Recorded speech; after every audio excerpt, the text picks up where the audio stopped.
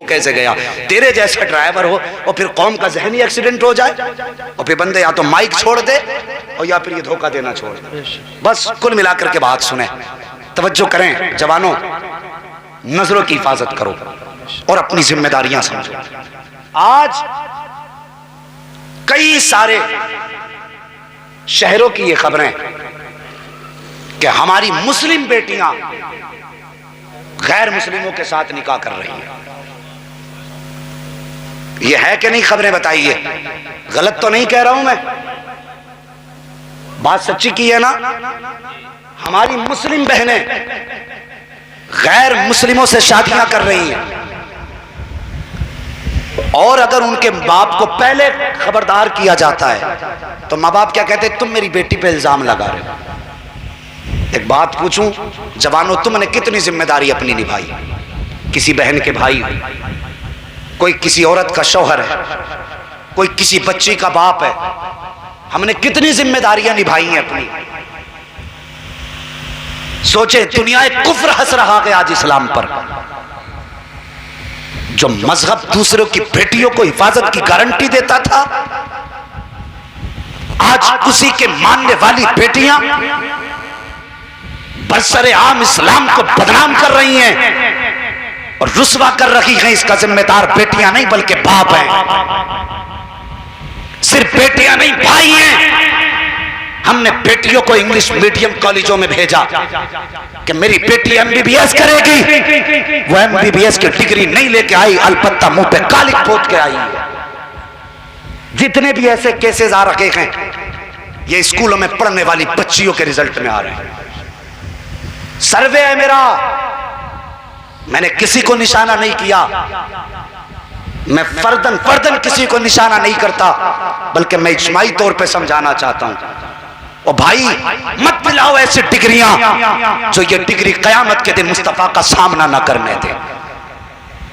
क्या करोगे इस तालीम का, जिस तालीम की वजह से अगर सैयदा के सामने तेरी बेटी खड़े होने के लायक ना रही?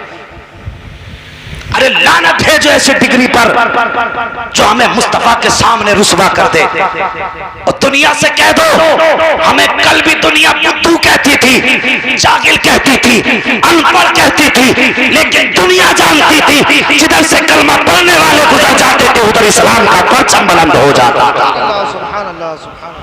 ये डिग्रियां आज आई हैं, कल भी हम अनपढ़ थे लेकिन दुनिया पे हुक्मरान थे।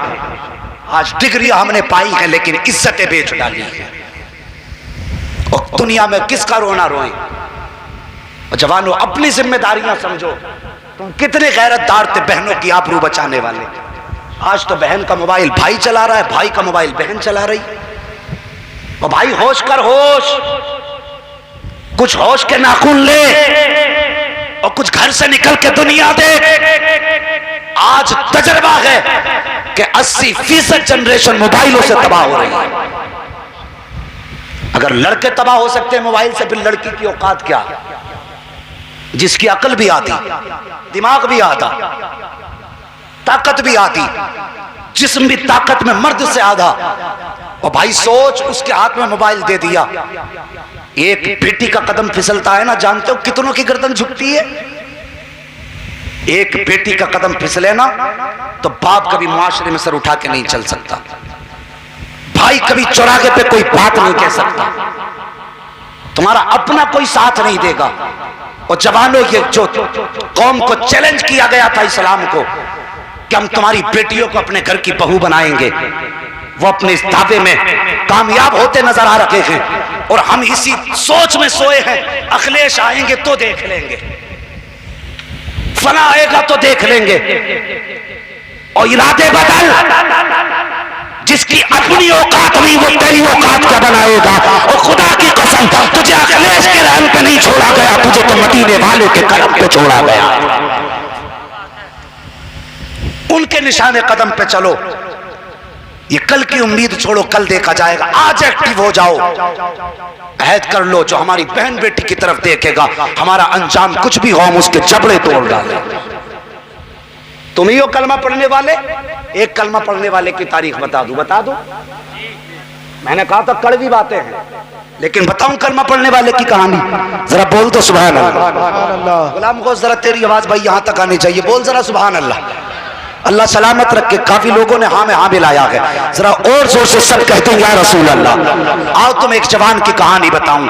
हम अपनों की हिफाजत न कर सके, सगों की हिफाजत हमसे नहीं हो रही। तारीख में एक नाम मिलता है जिसको दुनिया मोहम्मद बिन कासिम कहती है। सुनाए ना नाम? हिंदी की किताबों में कहते हैं यही आया था सबसे पहले, इसने आक्रमण किया था। अबे मरदूद वो भी बताना आया क्यों था? यही आया था सबसे पहले, इसने आक्रमण किया था। उठा तारीख जरा देखो तो सही, देखो टेबल के साहिल पर उस वक्त हिंदुस्तान पाकिस्तान का बंटवारा नहीं था, ये अखंड भारत था।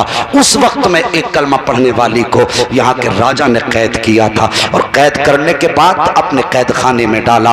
तफसील से बयान करूँ तो बहुत लंबा वाकया है, लेकिन बस मुख्तसर से अंदाज में कैद करके जब डाला गया, उसको कैद के अंदर डाला गया। बच्ची ने देखो, ये उस दौर की कहानी है जिस वक्त में हज्जाज बिन यूसुफ तख्त नशीन था। ये उस दौर की कहानी है। हज्जाज बिन यूसुफ के दौरे खिलाफत दौरे हुकूमत का मामला है। अल्लाह अकबर। बच्ची को कैद खाने में डाला गया। कोई कलम बच्ची के पास न था, रोशनाई बच्ची के पास न थी, कागज बच्ची के पास न था। बच्ची ने किसी चीज को लिया, या तो तारीख के मुताबिक वो चमड़े का कोई हिस्सा था या लकड़ी का कोई टुकड़ा था। लेने के बाद बच्ची ने अपने जिस्म को काटा। स्याही की जगह उस बच्ची ने अपना खून इस्तेमाल किया और अपने खून से खत हज्जाज बिन यूसुफ के नाम हवाले किया था। उस हज्जाज बिन यूसुफ के नाम जब बच्ची ने खत भेजा, और ये जब पहुंचा ना दमिश्क में, और जब ये खत पहुंचा है उसके दरबार में पहुंचने के बाद हज्जाज बिन यूसुफ ने खत को पढ़ा। पढ़ने के बाद सर पकड़ के बैठ गया। माथे पे पसीने की बूंदें थी। सामने से 18 साल का जवान, उसका सगा भतीजा मोहम्मद बिन कासिम गुजरा। चचा के माथे पे पसीना देखा। देखने के बाद कहा था चचा बताओ तो सही, माथे पे पसीना क्यों है, चेहरे पे उदासी क्यों है, हाथ में ये क्या है? चचा ने कहा था बेटे एक मुस्लिम शहजादी का खत आया है, उसने मदद के लिए बुलाया है, लेकिन मैं मजबूर हूँ, मैं उसकी मदद नहीं कर सकता। जैसे इतनी बात चचा ने कही, तब 18 साल के जवान ने कहा था चचा अगर तुम नहीं कर सकते हो तो फिर मुझे इजाजत दे दो ताकि मैं अपनी बहन की मदद कर सकूं। अल्लाह अकबर। इतनी बात मोहम्मद बिन कासिम ने कही थी। तब हज्जाज बिन यूसुफ ने कहा था बेटे तू कमसिन है, तेरी उम्र कितनी है, तुझे तो सही से सोचना नहीं आता है, और तू कितनी बड़ी बात करने लगा है। तुझे मालूम है राजा कितना पावरफुल है, तुझे मालूम है बेटी कहाँ कैद है, का जरा खत तो दिखाओ। हज्जाज बिन यूसुफ ने मोहम्मद बिन कासिम का खत लिया। मोहम्मद बिन कासिम ने हज्जाज बिन यूसुफ से बच्ची का खत लिया। लेने के बाद जब पढ़ा था, 18 साल के जवान की रगों में खून आग बन के दौड़ने लगा था, दिल हिचकोले खाने लगा था। मोहम्मद बिन कासिम से जब बर्दाश्त न हुआ तब उसने कहा था चचा आप बताइए मदद के लिए तुम जा रहे हो या फिर 7 समंदर पार मैं चला जाऊं? जैसी इतनी बात कही थी, चचा ने कहा था कैसी बातें करता है, कौन जाएगा तेरे पास, का इजाजत दे चचा। मोहम्मद बिन कासिम ने इतना कहा। हज्जाज ने कहा था जा तेरी मर्जी है, जो चाहे करके देख ले। मोहम्मद बिन कासिम आए।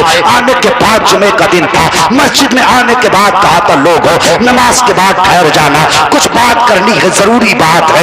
इतनी बात मोहम्मद बिन कासिम ने कही। नमाज मुकम्मल हो गई। हाँ साकिब आज इमाम साहब ऐलान करते हैं कि मस्जिद से जाना नहीं है, तो जो ज्यादा पैसे वाला होता है बगल में जूते दबा के पहले निकलता है। कहीं इमाम साहब सीमेंट की बोरी ना मांग ले, कहीं ये बजरपुट ना मांग लिया जाए, कहीं सरिया ना मांग लिया जाए, कहीं चंदे की बात ना कर दी जाए। उठाओ उन कलमा पढ़ने वालों की तारीफ। मोहम्मद बिन कासिम ने कहा था कोई भी जाने में जल्दी मत करना, मेरी थोड़ी सी बात सुन के चले जाना। इतनी बात मोहम्मद बिन कासिम ने कही। तारीख गवाह है।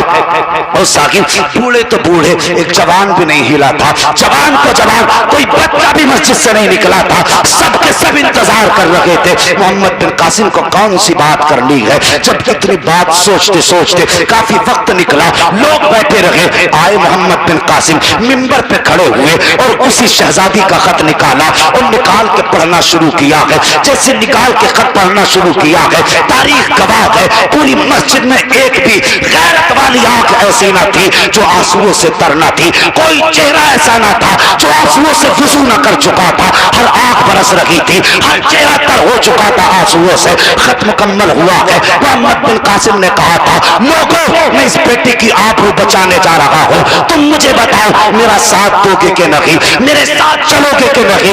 इतनी बात कही थी, पूरी मस्जिद में सन्नाटा था, कोई ना बोला। फिर मोहम्मद बिन कासिम ने कहा था, तुम जवाब देना चाहते हो तो दो, अगर नहीं देना है तो मेरा रास्ता खाली कर दो, मैं जाऊंगा 7 समंदर पार। जब इतनी बात मोहम्मद बिन कासिम ने कही थी तो लोगों की चीखें निकल गई थी, तड़प गए थे लोग। कहा था, मोहम्मद बिन कासिम ये पूछ रहे हो जाना है कि नहीं जाना है, बल्कि इतना बता वक्त कितना है। अगर वक्त हो घर जाके तलवारें ले ले, घर जाके हथियार ले ले, अगर वक्त की तंगी हो तो तलवारें छोड़ देंगे, तेरे साथ 7 समंदर पार पैदल चल के जाएंगे।